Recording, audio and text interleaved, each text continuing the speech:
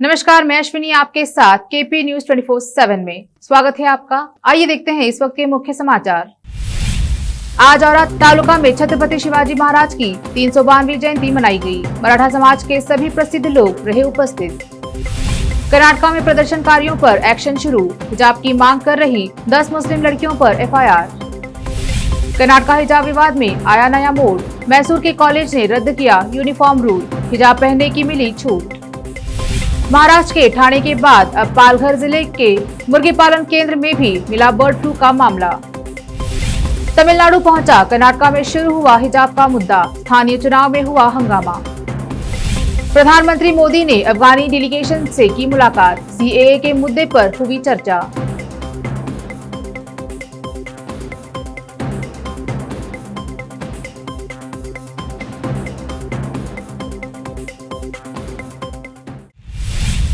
अब समाचार विस्तार से। शुरू करते हैं स्थानीय समाचारों से। आज औरा तालुका में छत्रपति शिवाजी महाराज की 352वीं जयंती मनाई गई।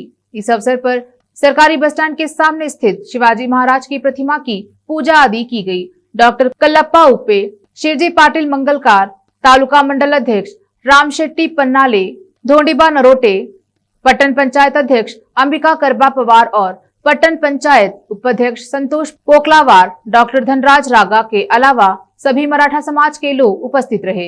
इस अवसर पर रहीम मौलवी साहब ने शिवाजी जयंती के बारे में मीडिया से बात की।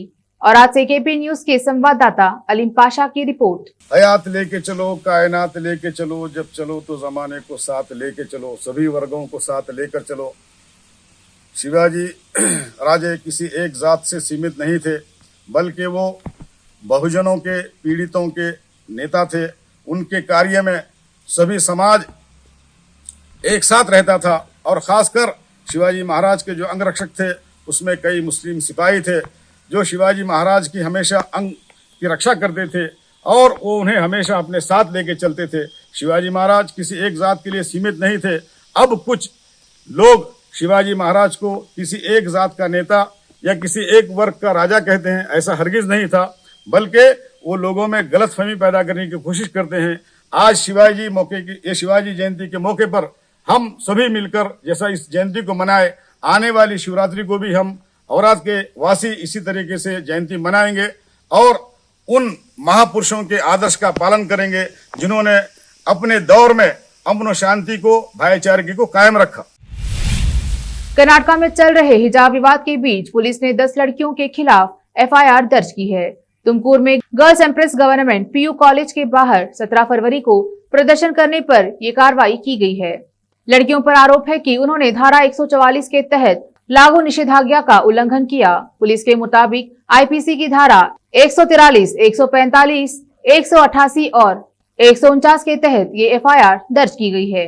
ये कार्रवाई केंद्रीय मंत्री प्रहलाद जोशी के उस बयान के बाद हुई है जिसमें उन्होंने कर्नाटका सरकार से उन लोगों को गिरफ्तार करने की बात कही थी जो अदालत के अंतरिम आदेश का उल्लंघन कर रहे हैं, फिर चाहे वो केसरी हो या हिजाब वाले।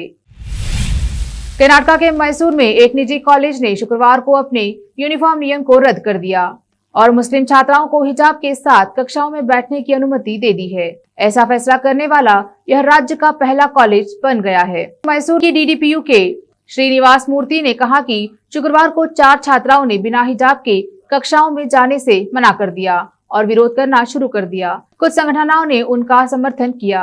मैंने आज कॉलेज का दौरा किया और सभी से बात की। इस बीच कॉलेज ने घोषणा की है कि उसने यूनिफॉर्म रूल को रद्द करने का फैसला किया है। कोडगु में मडिकेरी के field marshal KM Cariappa college के मुस्लिम छात्राओं ने परिसर में प्रवेश करने से इनकार कर दिया। उनका कहना है कि जब तक लड़कियों को हिजाब पहनकर प्रवेश नहीं करने दिया जाता, वे कैंपस में प्रवेश नहीं करेंगी। कर्नाटका के राजस्व मंत्री R अशोक ने सोमवार को दावा किया कि कांग्रेस पार्टी हिजाब विवाद पर बटी हुई है क्योंकि कर्नाटका प्रदेश कांग्रेस कमेटी के अध्यक्ष TK शिव कुमार विधानसभा में अपोजिशन के नेता सिद्धरामैया द्वारा मामले पर अपनाए गए रुख का समर्थन नहीं कर रहे हैं। यहाँ जिला पंचायत सभागार में हुई बैठक से इतर संवाददाताओं से बातचीत में अशोक ने कहा कि शिव कुमार कांग्रेस नेताओं को हिजाब का सार्वजनिक रूप से समर्थन करने की अनुमति नहीं दे रहे हैं, जबकि सिद्धरामैया का अलग रुख है। अशोक कांग्रेस की मांग को लेकर पूछे गए सवाल का जवाब दे रहे थे। कांग्रेस लाल किले पर भगवा झंडा संबंधी कथित टिप्पणी को लेकर के.एस. ईश्वरप्पा से इस्तीफे की मांग कर रही है।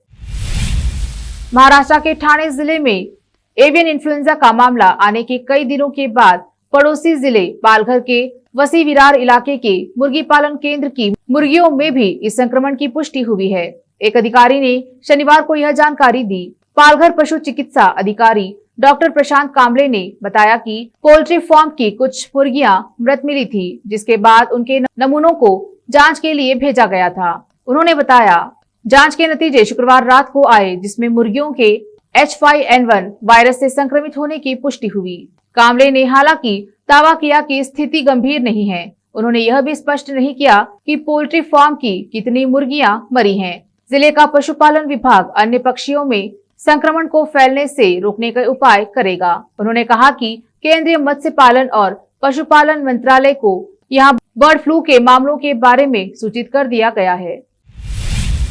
हिजाब मुद्दे पर चल रहे विरोध के बीच असम के मुख्यमंत्री हेमंत बिस्वा शर्मा ने PFI पर रोक लगाने की मांग की है। उन्होंने कहा असम ने भारत सरकार से PFI पर प्रतिबंध लगाने का अनुरोध किया। वे सीधे तौर पर विध्वंसक गतिविधियों से जुड़े हुए हैं। वे कट्टरपंथियों से मिल रहे हैं। राहुल गांधी के ऊपर टिप्पणी के बाद असम के मुख्यमंत्री के खिलाफ हैदराबाद में हुई FIR पर भी हेमंत बिस्वा शर्मा ने प्रतिक्रिया दी है। उन्होंने इस FIR को तवज्जो न देते हुए कहा, FIR से क्या फर्क पड़ता है? FIR यहाँ पर भी होता है। मैं क्या दुधानी में दूध पिया हूँ। तमिलनाडु में आज स्थानीय निकायों के चुनाव हो रहे हैं। चुनाव के दौरान कुछ महिलाएं हिजाब पहनकर वोट डालने आ रही हैं। इस मामले को लेकर हंगामे की खबरें हैं। खबर के मुताबिक मदुरई के एक पोलिंग बूथ पर कुछ महिलाएं हिजाब पहनकर वोट डालने आई, लेकिन वहां मौजूद बीजेपी के बूथ कमेटी मेंबर ने हंगामा कर दिया और उन्हें वोट नहीं देने की मांग करने लगे।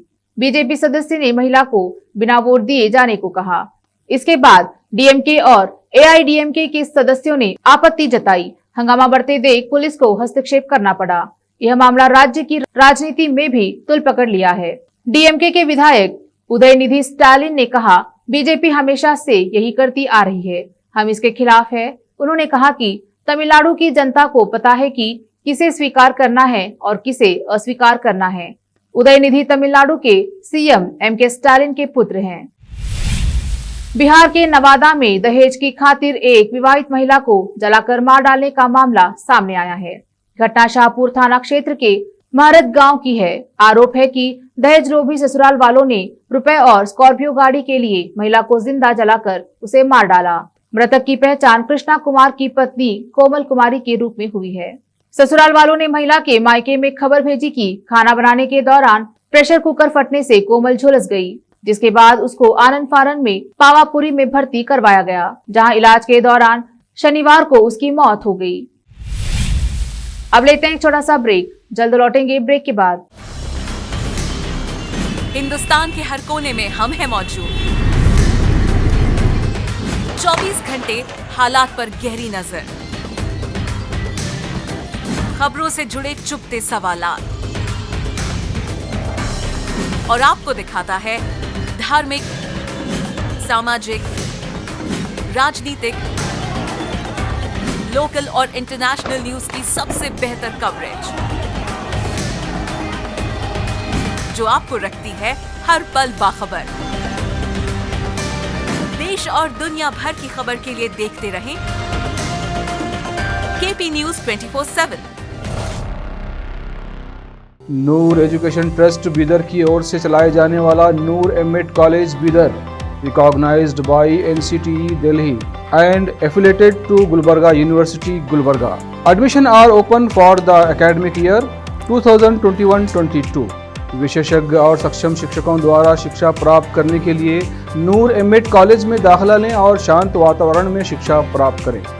बीदर शहर में बेहतर शिक्षा का एकमात्र केंद्र Noor MEd college, Shahpur gate, Bidar. Phone numbers 9945283920, 8482221297। Break के बाद आपका स्वागत है। देखते हैं आगे के समाचार।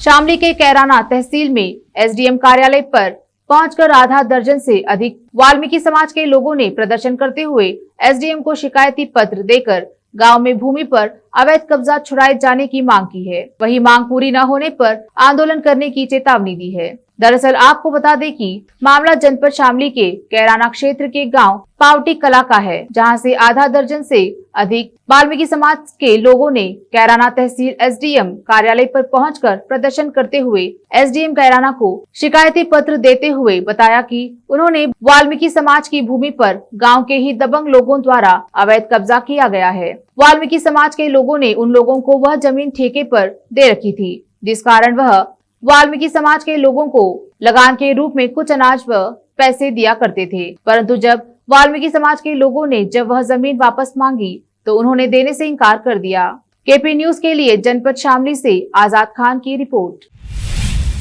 छपरा में जमीनी विवाद के निपटारे के लिए मशरक थाना में शनिवार को जनता दरबार लगाया गया। शनिवार को 1 बजे के बाद जनता दरबार की कार्रवाई शुरू हुई। अलग अलग क्षेत्रों से पुराने लंबित मामले में लोगों ने फरियाद को लेकर जनता दरबार में अपनी अपनी फरियाद की सुनवाई कराई। मौके पर अंचल निरीक्षक महेंद्र राम और थाना अध्यक्ष राजेश कुमार, जमादार ओम प्रकाश यादव की अगुवाई में सारण जिलाधारी के निर्देश पर थाना में लगाए गए जनता दरबार में 5 लंबित मामलों में 2 का निपटारा किया गया। वही 3 मामलों में सुनवाई की अगली तिथि दी गई है। मौके पर अंचल निरीक्षक महेंद्र राम ने बताया कि जनता दरबार में शनिवार को एक भी नया मामला दर्ज नहीं हुआ। वहीं पहले से 5 मामले लंबित थे, जिनमें 2 का निष्पादन कर दिया गया है। वहीं बचे 3 को अगले जनता दरबार कागजात की जांच पड़ताल के बाद सुनवाई की तिथि निर्धारित की गई। छपरा से संत कुमार गोस्वामी की रिपोर्ट।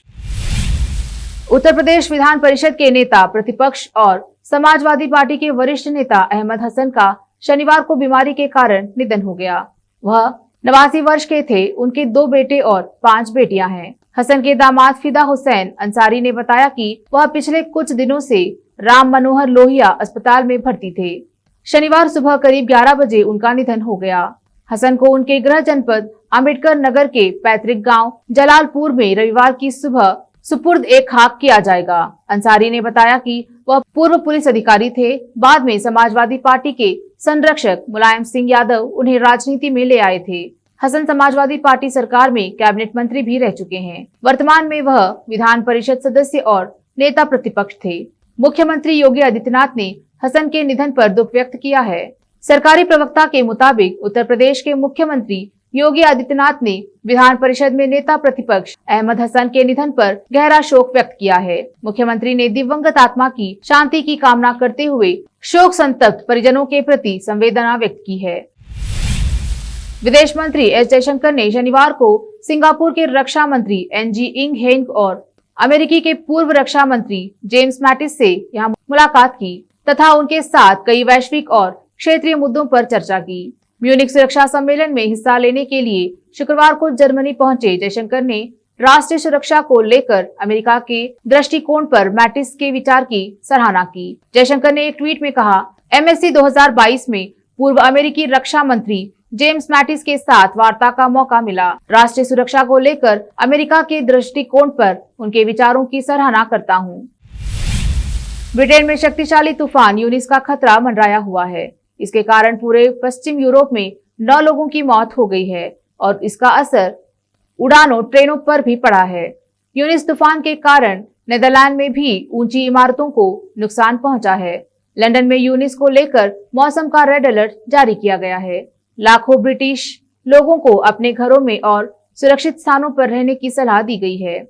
दक्षिणी इंग्लैंड, साउथ वेल्स और नेदरलैंड में भी मौसम को लेकर अलर्ट जारी किया गया है। मौसम विभाग के अनुसार यहाँ हवा की रफ्तार 100 मील प्रति घंटा होने की संभावना है। मौसम विभाग ने लोगों से सुरक्षा के लिए जरूरी उपाय अपनाने को कहा है। कहा जा रहा है कि यूनिस 32 सालों में सबसे खतरनाक तूफान हो सकता है।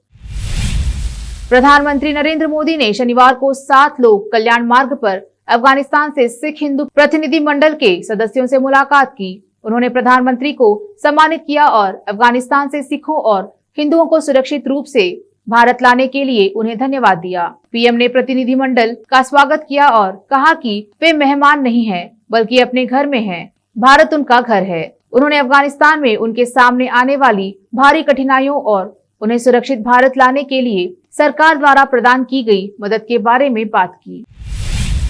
मीनाक्षी शेषाद्री बॉलीवुड की एक ऐसी एक्ट्रेस रही हैं जिन्होंने न केवल अपनी एक्टिंग से बल्कि अपने अंदाज और खूबसूरती से फैंस का दिल जीत लिया था। 80 और 90 के दशक में सुपरहिट फिल्मों में काम करने वाली मीनाक्षी फिलहाल तो फिल्मों से दूर है। मीनाक्षी शेषाद्री ने कई बड़े सितारों के साथ फिल्मों में काम किया है, जिसमें से एक है दामिनी। बता दें कि इस फिल्म के किरदार और अंदाज ने फैंस का दिल जीत लिया था। यह फिल्म साल 1993 में रिलीज हुई थी। इस फिल्म को तकरीबन 28 साल होने जा रहे हैं और इन 28 सालों में एक्ट्रेस का लुक भी पूरा बदल गया है। मीनाक्षी शेषाद्री पर्दे पर भले ही ना नजर आती हो, लेकिन वे फैंस के दिलों में खास जगह बना चुकी हैं। मीनाक्षी आए दिन अपने इंस्टाग्राम हैंडल पर कुछ न कुछ जरूर शेयर करती हैं। वहीं उनकी कुछ तस्वीरें सोशल मीडिया पर वायरल हो रही हैं। इन तस्वीरों में वे डॉगी के साथ खेलती नजर आ रही हैं। आखिर में फिर एक बार देखते हैं मुख्य समाचार। आज औराद तालुका में छत्रपति शिवाजी महाराज की 352वीं जयंती मनाई गई। मराठा समाज के सभी प्रसिद्ध लोग रहे उपस्थित। कर्नाटका में प्रदर्शनकारियों पर एक्शन शुरू। हिजाब की मांग कर रही 10 मुस्लिम लड़कियों पर एफआईआर। कर्नाटका हिजाब विवाद में आया नया मोड़। मैसूर के कॉलेज ने रद्द किया यूनिफॉर्म रूल। हिजाब पहनने की मिली छूट। महाराष्ट्र के ठाणे के बाद अब पालघर जिले के मुर्गी पालन केंद्र में भी मिला बर्ड फ्लू का मामला। तमिलनाडु पहुंचा कर्नाटका में शुरू हुआ हिजाब का मुद्दा। स्थानीय चुनाव में हुआ हंगामा। प्रधानमंत्री मोदी ने अफगानी डेलीगेशन से की मुलाकात। सीएए के मुद्दे पर हुई चर्चा।